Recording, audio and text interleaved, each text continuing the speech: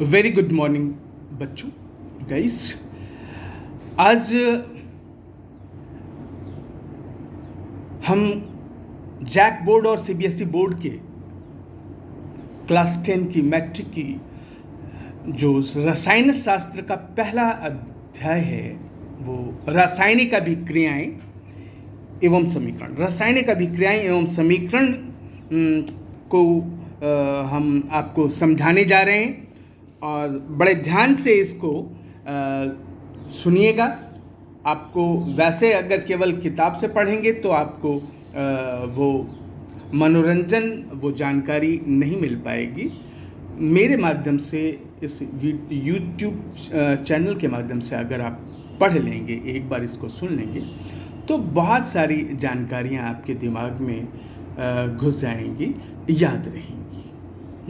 तो आइए चलते हैं। हम समीकरण जो मैंने क्वेश्चंस बनाए हैं, इसको एक प्रश्नावली तैयार कर ली है और प्रश्नावली के माध्यम से हम चाहते हैं कि ये चैप्टर आपके याददाश्त में एकदम घर कर जाए। तो आइए चलते हैं पहले प्रश्न की। प्रश्न ऐसे नहीं कि आपको बहुत ज़्यादा परेशानी होगी। प्रश्न बड़े सिंपल हैं और आपको इसके उत्तर देने में भी बड़ा मज़ा आएगा और इसके लिए आपको किताब तो पढ़ना ही पड़ेगा। और मैं चाहता हूं कि आप किसी न किसी तरीके से किताब के पन्ने पलटो और मेरा यही लक्ष्य है। और पन्ने आप पलटोगे तो जानकारियां आपकी खुद ब खुद बढ़ेंगी और नंबर आपके खुद ब खुद आएंगे। तो मेरा यही तो इच्छा है कि आपके नंबर ज़्यादा से ज़्यादा आएँ। आप मेरा साथ दें, हम आपके लिए लेकर आए हैं। चलिए, पहला सवाल है, लोहे को आर्द्र वायुमंडल में खुला छोड़ देने पर क्या होता है? बड़ा सिंपल सा क्वेश्चन है। लोहे को आर्द्र वायुमंडल में खुला छोड़ देने पर क्या होता है? जरा सा दिमाग पे जोर डालिए और इसके आंसर लिख डालिए। दूसरा है, 3 सेंटीमीटर 3 या 4 सेंटीमीटर मैग्नीशियम रिबन को किससे रगड़ कर साफ किया जाता है? किससे रगड़ कर साफ किया जाता है? दूसरा क्वेश्चन हो गया। तीसरा क्वेश्चन है, मैग्नीशियम रिबन को ऑक्सीजन की उपस्थिति में दहन करने पर किस प्रकार की लौ निकलती है? समझ लिया? और आपको जानकारी होगी भी, नहीं जानकारी होगी तो आपकी जानकारी होना आवश्यक है क्योंकि आप मैट्रिक की परीक्षा देने जा रहे हो। ठीक है, अगला क्वेश्चन है, मैग्नीशियम रिबन को दहन करने पर क्या परिवर्तन होता है? प्रश्न बड़ा सरल सा है, जानकारी होनी चाहिए, मैंने इसी का ध्यान रखा है। अगला क्वेश्चन है, एमजीओ का निर्माण कैसे होता है? ये आप बुक में पढ़ेंगे तो आपको आसानी से मिल जाएंगे। अगला क्वेश्चन है, मैग्नीशियम प्लस ऑक्सीजन गिव्स, तीर का निशान, मैग्नीशियम ऑक्साइड। यह किस प्रकार, इसको जो लिखा है हमने, तो इसको लिखकर जो आप देख रहे हैं, यह किस प्रकार का समीकरण है, यह भी जानना जरूरी है आपको इस चैप्टर को याद करने के लिए, समझने के लिए, हमेशा के लिए याद रखने के लिए। अगला क्वेश्चन है, वाक्य के रूप में किसी रासायनिक अभिक्रिया का विवरण लिखने में क्या परेशानी होती है?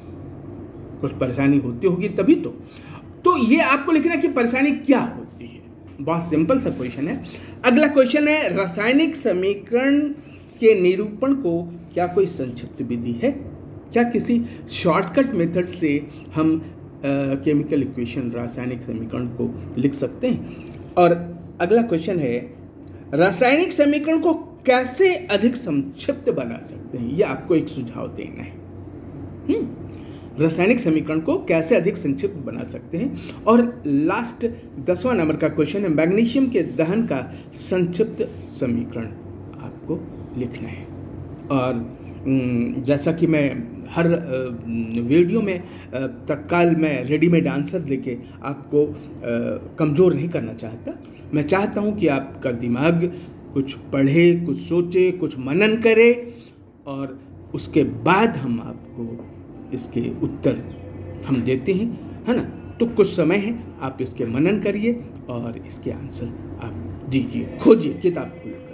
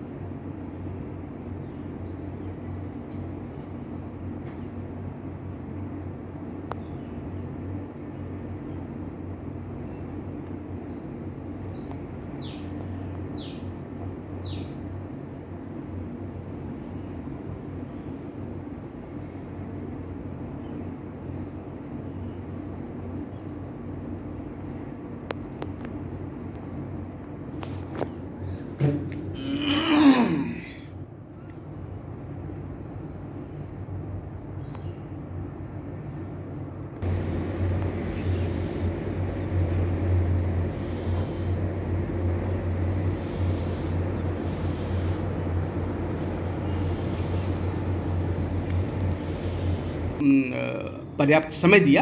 अब हमारे आपके आंसर देखने की बारी है।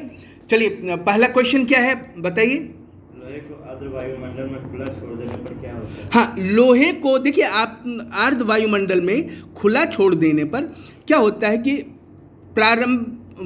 देखिए यहाँ पर प्रारंभिक वस्तु की प्रकृति और पहचान कुछ न कुछ बदल जाती है। लोहे को अर्ध वायुमंडल में खुला छोड़ देने पर आप जानते होंगे और सबको जानता है, जंग लग जाता है। चलिए, नेक्स्ट क्वेश्चन क्या है। 3 से 4 सेंटीमीटर मैग्नीशियम रिबन को, हाँ देखिए, मैं आपको बुक से ही दिखला रहा हूँ। 3 और 4 सेंटीमीटर क्वेश्चन था। रिबन को रेगमाल से रगड़कर साफ किया जाता है। किससे रगड़कर? रेगमाल से रगड़कर। अगला क्वेश्चन क्या है आपका बताइए।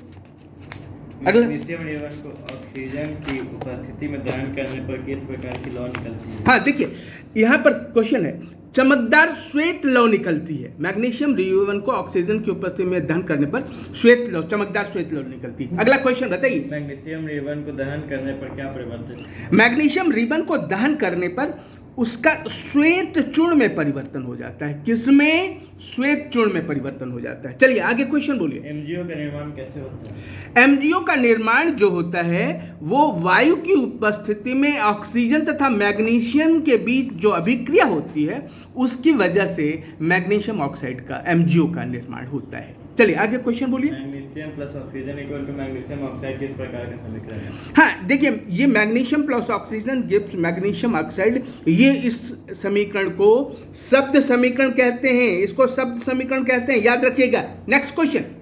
वाक्य के रूप में किसी रासायनिक अभिक्रिया को लिखने के में क्या परेशानी है? हाँ देखिए, वाक्य के रूप में, देखिए यहाँ पर वाक्य के रूप में किसी रासायनिक अभिक्रिया का विवरण जब लिखते हैं तो बड़ा लंबा हो जाता है, ये परेशानी होती है। आगे अगला क्वेश्चन। रासायनिक समीकरण के निरूपण को क्या कोई संक्षिप्त विधि है? हाँ, रासायनिक समीकरण निरूपण की कोई संक्षिप्त विधि है?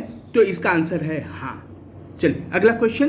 रासायनिक समीकरण को कैसे अधिक संक्षिप्त बना सकते हैं? हाँ देखिए, रासायनिक समीकरण को कैसे देखिए यहाँ पर लिखा हुआ है, शब्दों की जगह रासायनिक सूत्र का उपयोग करके रासायनिक समीकरण को अधिक संक्षिप्त तथा उपयोगी बनाया जा सकता है। अगला क्वेश्चन क्या है? मैग्नीशियम के दहन का संक्षिप्त समीकरण लिखिए। हाँ देखिए, मैग्नीशियम के दहन का ये संक्षिप्त समीकरण है। एक शब्द समीकरण था यहाँ पर, देखिए आप, ये शब्द समीकरण था और ये संक्षिप्त समीकरण है। Mg + O2 gives MgO। तो देखा आपने, मैंने आपकी जिज्ञासा को भी जगा दिया, हम अपने मिशन में कामयाब हो गए। अब आपकी भूख जग गई, आप तो भरपेट खाओगे ही। तो इसी तरह हम वीडियो लेकर के आपके सामने हाजिर होंगे और इस वीडियो चैनल को आपका भरपूर प्यार, सहयोग, आशीर्वाद मिल रहा है और निस्संदेह ये आपको लाभ करेगा। अगर आपने इस चैनल को सब्सक्राइब नहीं किया है तो प्लीज़ सब्सक्राइब कर दें, लाइक कर दें और ज़्यादा से ज़्यादा शेयर करें। धन्यवाद, हमारी शुभकामनाएं।